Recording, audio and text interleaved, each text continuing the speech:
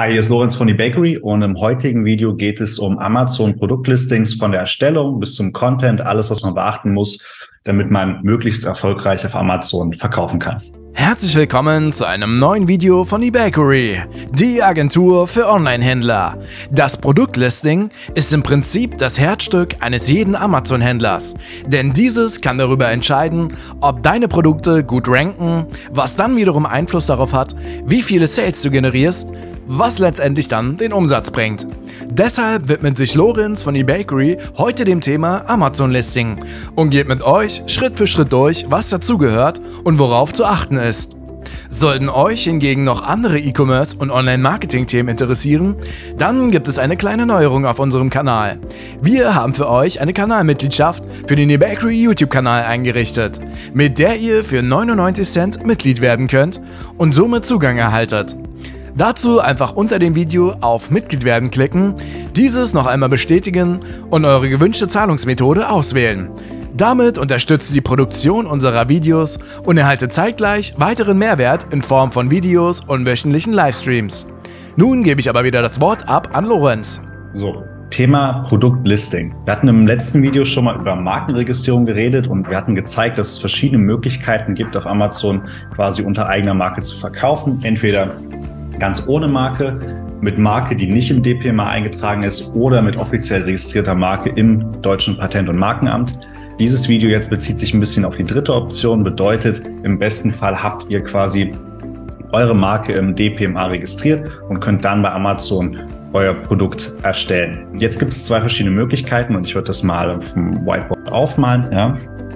Quasi Step 1, Marke im DPMA registriert. Mittlerweile muss man beachten, dass Amazon auch Marken anerkennt, die noch nicht vollständig registriert sind, sondern nur in der Anmeldung sich befinden. Heißt also, ihr müsst diese im Schnitt, sag ich mal, 3 bis 6 Monate, bis die Marke vollständig eingetragen ist, nicht abwarten. Man kann auch mit dem Aktenzeichen bzw. der Registernummer im DPMA auch während der Anmeldung schon die Marke bei Amazon verknüpfen. Das ist dann auch der zweite Step. Brand Registry, Login. Amazon hat für jeden Markt Brand Registry, also Markenregistrierungsregister quasi, wenn man das so nennen möchte. Ihr nutzt euren Seller Central Zugang, ja, loggt euch im Brand Registry ein und könnt dann dort eure Marke hinzufügen. Ja, dann werden so Sachen gefragt wie der Name der Marke, die Registrierungsnummer im DPMA, im Regelfall vielleicht auch welche Kategorien relevant sind für euren Verkauf, ob Barcodes existieren und ein Foto entweder des Produkts oder der Verpackung, auf dem das Branding, also Logo oder Markenname zu sehen sind und permanent aufgebracht sind. Heißt also, oder angebracht sind. Bedeutet, wir müssen auf jeden Fall in irgendeiner Form zeigen, dass unsere Produkte oder die Kartons oder sage ich mal die Tüten des Produktes Branding haben. Ja, und davon muss man dann ein Foto übermitteln an Amazon. Ich glaube, im Brand Registry reicht sogar nur ein einziges Foto und dann dauert es im Regelfall 1-2 Werktage und die Marke ist bei Brand Registry verknüpft und kann dann relativ zeitnah auch im Seller Central, also im Hauptaccount, genutzt werden. Was kommt als nächstes? Hier kommt jetzt, sag ich mal, was mit 2 Möglichkeiten. Barcodes. Reden wir mal ganz kurz über das Thema, ja. Amazon gibt euch hier als Markeninhaber 2 verschiedene Optionen. Wir machen mal hier diese 2 Optionen einfach drauf. Einmal Produkte mit EAN registrieren oder anlegen, können wir sagen, ja. Das ist die erste Option oder eine GTIN-Freistellung. Das ist die zweite Option. Die erste Option ist das, was die meisten kennen. Bedeutet, wir kaufen bei GS1 einen Barcode-Set, entweder einer oder 10 oder 100. Ich glaube, aktuell sind es wahrscheinlich 10, 100 oder 1000, die man kaufen kann. Bin mir nicht sicher, ob aktuell 1 zur Verfügung steht. Auf jeden Fall würden wir quasi offiziell Barcodes kaufen, müssten dann mit GS1 das Ganze bezahlen, das mit der Firma verbinden, die Produktdaten eingeben und quasi die Barcodes für das Produkt so erstellen. Ja, das ist relativ zeitaufwendig. Für die meisten Firmen wird das so gemacht und das ist auch gut so. Für neuere Verkäufer oder allgemeinen Markeninhaber steht die zweite Option auch noch zur Verfügung. Das ist eine Freistellung von Barcodes quasi. Bedeutet, wir sagen zu Amazon, hey, wir als Markeninhaber möchten keine Barcodes benutzen, wir möchten davon freigestellt werden. Das kann man im Account, im Seller Central Account beantragen, dauert 10 Minuten oder so und geht meistens auch ziemlich fix durch. Das ist mittlerweile eine sehr, sehr gute Option, einfach weil im Katalog, sage ich mal, Produkte oftmals mit Barcodes nicht ganz funktionieren. Heißt also, wir haben einen Barcode und legen zum Beispiel ein Produkt falsch an, dann ist es ganz schwierig, die Sachen wieder zu ändern im Nachhinein. Oder vielleicht hat ein anderer Verkäufer, sage ich mal, illegalerweise unseren Barcode vorher schon mal verwendet auf Amazon und jetzt können wir den nicht umändern. Es gibt viele, viele Probleme aktuell mit Produkten, die mit Barcode angelegt werden. Dementsprechend ist diese zweite Option mit der GTIN-Freistellung ganz attraktiv. Egal welche von den beiden wir jetzt nutzen, wir können dann quasi sagen, okay, wir nutzen eine von den beiden und erstellen das Angebot. Hier würden wir dann einfach sagen, ich möchte ein neues Angebot bei Amazon anlegen. Wir legen die Kategorie fest. Im Normalfall sind sehr viele Kategorien schon freigegeben. Es gibt aber auch Kategorien, für die man sich freischalten lassen muss. Zum Beispiel Lebensmittel, viele Elektronikgeschichten, Sachen im Gesundheitsbereich, Babyprodukte teilweise. Falls die Kategorie einfach frei ist, können wir die auswählen. Falls die Kategorie noch gesperrt ist quasi, wird Amazon euch dann quasi sagen, welche Dokumente ihr für eine Freischaltung benötigt. Im Regelfall sind das zum Beispiel Rechnung oder Testdokumente zu den Produkten. Das steht dann aber im Account auch drin. Wir erstellen also das Angebot und sagen dann primär in der Angebotserstellung schon mal, welche Kategorie, was für ein Produkt ist das quasi. Und es lohnt sich auch hier, in der Erstellung des Angebots schon alle Daten vollständig zu haben. Bedeutet, und dafür machen wir die nächste Seite. Ja, wir nennen das mal Produkterstellung. Folgende Dinge sollten jetzt schon vorhanden sein. EAN-Code, falls ihr nicht freigestellt seid von Barcodes. Die SKU. Das Ganze ist Stock Keeping Unit. Das ist ein Wert, den ihr selbst festlegen könnt, unter bestimmten Rahmenbedingungen jedenfalls. Der ist für eure Lagerbestandshaltung. Ja, also quasi ein Code zu jedem Produkt, der für euch einfach zur Organisation, zum Einordnen des Produktes genutzt wird. Der ist für Amazon irrelevant. Ja, die benutzen den jetzt nicht groß, sondern eher für euch, damit ihr wisst, was das für ein Produkt, oder vielleicht habt ihr das mit anderen Tools noch verknüpft und dann ist es gut, wenn auf jedem Marktplatz, eBay, Etsy, Walmart, Amazon, die SKU vielleicht gleich wäre, damit das alles dann bei euch im Warenwirtschaftssystem funktioniert. Hier kann man aber auch Amazon die SKU entscheiden lassen. Das ist dann so ein Mix aus Zahlen und Buchstaben. Oder man legt es selbst fest. Das würde ich dann in dem Fall empfehlen. Das nächste ist natürlich, wir müssen sagen, welche Kategorie das ist und auch welche Unterkategorie. Ja, wir können jetzt nicht nur sagen, Küche, Haushalt, Wohnen, sondern wir müssen schon sehr, sehr genau sagen, welche Kategorie das Produkt ist. Dann brauchen wir im Regelfall Titel, Bullet Points, 5 Stück, Beschreibung, Backend-Keywords sind sehr, sehr hilfreich. Preis, Menge und wir müssen sagen, Versand durch, also Amazon oder uns in dem Fall, FBA, FBM. Ja. Des Weiteren auch noch Herkunftsland im Normalfall. Ja, also wo wurde es produziert? Das wäre ganz relevant für Amazon. Was auch helfen würde, sind Größe und Gewicht des Produktes, weil die meisten von euch werden über Amazon FBA verkaufen, nehme ich an. Da wäre es sehr, sehr gut, wenn ihr in den Produktdetails jetzt schon Größe und Gewicht eintragt. Später, wenn ihr das Produkt zu Amazon schickt, wird das sowieso abgefragt, aber es schadet nicht, das vorher jetzt schon mal zu machen. Und im besten Fall auch die Produktbilder. Amazon fragt vielleicht noch mehr Daten ab. Ihr seht in der Erstellung des Produktes, alle rot unterlegten Felder müsst ihr eingeben. Das sind jetzt aber hier schon mal die allerwichtigsten, würde ich sagen, die man abdecken müsste. Und die eine große Entscheidung noch, Varianten ja oder nein. Falls ihr, sage ich mal, unter 10 Varianten anlegen im Seller Central. Was heißt das? Wenn ihr weniger als 10 Varianten habt oder bis zu 10 Stück, würde man das vielleicht im Seller Central anlegen. Ja? Mehr als 10 Varianten würde ich anlegen per Lagerbestandsdatei empfehlen.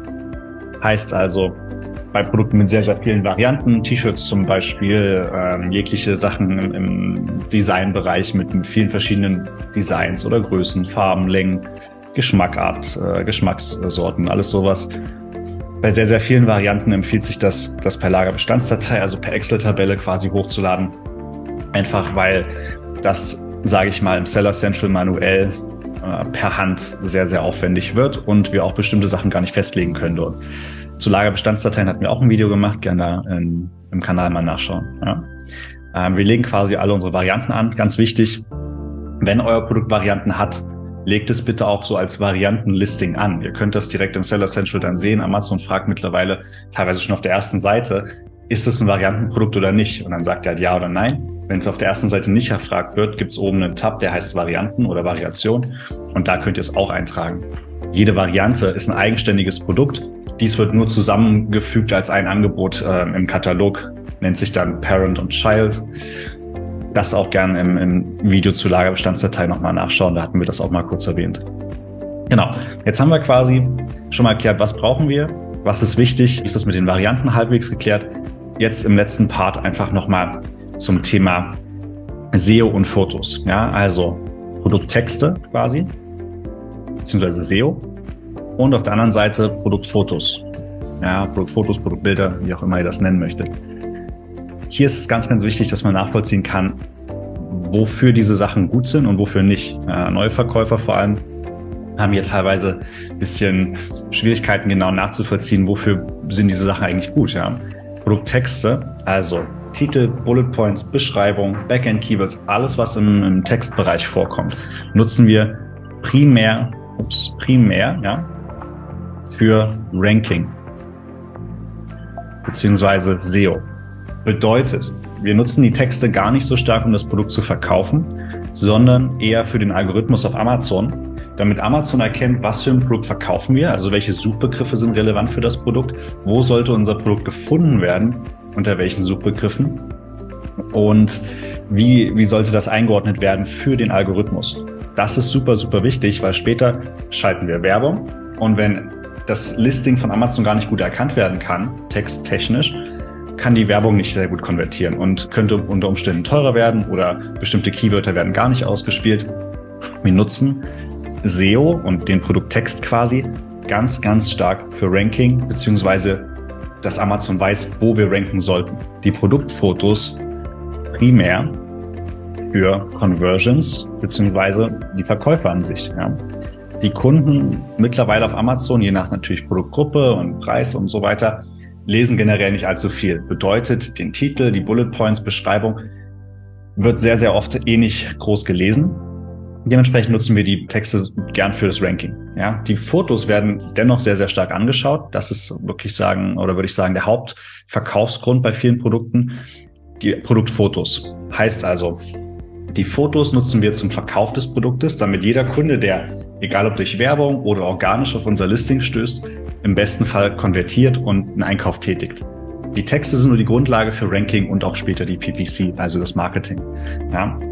Bei den Produktfotos, SEO hatten wir in einem anderen Video schon erklärt, deswegen gehe ich jetzt mal auf die Fotos ein. Im Regelfall sind das 7 Stück. Man kann mehr hinzufügen, diese sind aber auf dem Listing dann nicht sichtbar, außer der Kunde klickt auf eins der Bilder, geht in die Galerie und sieht dann nochmal 2, 3 Bilder mehr. Ja, 7 Stück, also 7 Fotos. Erstes Bild ist immer das Hauptbild, ja, also Main Image auch genannt. Und das ist immer mit weißem Hintergrund. Nur Produkt. Heißt also, einfach nur ein rein weißer Hintergrund, nur das Produkt drauf. Es gibt manche Kategorien, da gilt das nicht so, vor allem Home Decor, also so Einrichtungsgeschichten ganz, ganz oft. Da sieht man auch Bilder, Hauptbilder mit nicht weißem Hintergrund.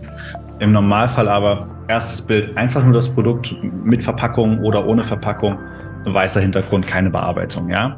Alle weiteren Bilder sind dann zum Beispiel Lifestyle-Images, ja, also quasi das Produkt irgendwie in Action sozusagen, gezeigt in einer realen Situation mehr oder weniger, ja.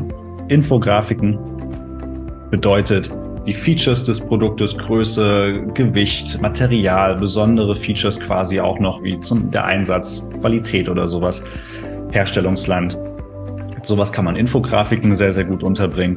Vergleiche sehen wir immer wieder, vor allem bei Nahrungsergänzungsmitteln kommt sowas oft vor, wo quasi gesagt wird, unser Produkt, und dann ist das so eine Checkliste, was das alles kann, versus Fremdprodukt und was die nicht können quasi. Vergleiche kommen oft vor. Genau, das sind so die, sag ich mal, bekanntesten Wege. Nicht empfehlenswert sind immer Fotos ohne Bearbeitung. Bedeutet, was sollen wir jetzt beachten quasi? Es sollten alle Fotos bearbeitet sein. Ja, bedeutet nicht einfach nur mit dem Handy irgendwie das Produkt abfotografieren, 7-mal hochladen. Das konvertiert im Normalfall nicht gut. Ja, in den Fotos müssen alle wichtigen Features gezeigt werden. Ja, das heißt, alles, was den Kunden zum Kauf reden sollte quasi oder dazu bewegen sollte zu kaufen, sollten wir in den Fotos zeigen. Ganz, ganz wichtig. Ja. Des Weiteren immer wieder alle Fotos nutzen. Was meine ich damit? Wir haben diese 7 Spots im Regelfall, die sollten wir ausfüllen. Es ist nicht gut, wenn ein Angebot nur 3 Fotos hat. Da haben wir Potenzial, was nicht genutzt wird im Endeffekt. Ja. Richtige Auflösung und Größe. Was meine ich damit? 1000 mal 1000 Pixel Minimum. Ja, 1:1 Format. Das ist noch ganz gut zu beachten. Amazon empfiehlt diese Richtlinien, heißt Länge und Breite oder Länge und Höhe der Produktfotos sollten identisch sein und es müssen mindestens 1000 mal 1000 Pixel sein, damit das Ganze zoombar bleibt. Heißt also, wenn der Kunde drüber geht mit der Maus, kann er immer weiter oder mit dem Cursor kann das Produkt automatisch zoomen. Das Produktfoto wird gezoomt. Das geht unter 1000 Pixeln nicht. Ja? Ganz, ganz, ganz wichtig, dass man das beachtet. Andere ist Videos. Ja? Man kann mehrere Videos auf einem Produkt platzieren. Schaut man mal so irgendwie. Ersetzt das 7. Bild. Ja? Ich hatte vorhin gesagt, es gibt 7 Bilder. Wenn wir ein Video hochladen, haben wir nur noch 6 Bilder plus Videos. Ja, wenn wir mehrere Videos hochladen, werden die nicht nebeneinander angezeigt, sondern der Kunde sieht es, kann dann quasi ein Video sehen und darunter steht irgendwie, dass es noch 3 weitere gibt. Videos lohnen sich sehr. Es ist immer gut, die zu platzieren, sowohl auf dem Produkt als auch in der Werbung. Und dann, klar, kann man wieder das Produkt in Action zeigen, Features zeigen, nochmal stärker als auf einem Bild. Ja. Das sind die allerwichtigsten Dinge. Zum SEO-Bereich hatten wir schon ein bisschen was geredet zu dem Thema, da gerne das andere Video anschauen. Hier zu den Fotos quasi und zum Produkt erstellen, die wichtigsten Informationen. Ich hoffe, das hat euch soweit geholfen. Ja? Und ja, vielen Dank fürs Reinschauen. Bleibt dran. Es gibt auf jeden Fall in nächster Zeit noch weitere Amazon-Videos zu allen wichtigen Themen. Ganz, ganz viele Dinge haben wir aber auch in den letzten Wochen schon erstellt und hochgeladen. Gerne da auch reinschauen. In diesem Sinne, ja, vielen Dank und bis zum nächsten Mal. Nun wisst ihr also, was alles zum Listing gehört und dass jedes Element eine andere Funktion erfüllt. Der Titel und die Beschreibung geben euch überhaupt erst einmal die Möglichkeit, gut zu ranken, wenn diese denn SEO-konform angelegt sind. Die Bilder und Videos sollten ebenfalls maximal ausgenutzt werden, sowohl inhaltlich als auch von der Anzahl. Das heißt, verschenkt kein Potenzial und nutzt alle 7 Kacheln aus. Ergänzt die Bilder durch Illustrationen und visuelle Erklärungen oder lasst das Ganze euren Designer machen. Gerne unterstützt euch dabei auch eBakery. Sollte es dazu noch Fragen geben, hinterlasst uns diese in den Kommentaren. Ansonsten helfen wir von eBakery euch bei euren Amazon SEO, Amazon PPC und weiteren Belangen. Alle Infos erhaltet ihr auf der Seite oben rechts, auf der ihr dann auch einen Termin vereinbaren könnt. Ansonsten wird es noch einiges zu Amazon auf diesem Kanal geben. Ein Abo lohnt sich also allemal. Wir hören uns dann in der nächsten Folge wieder. Macht es gut, euer eBakery-Team.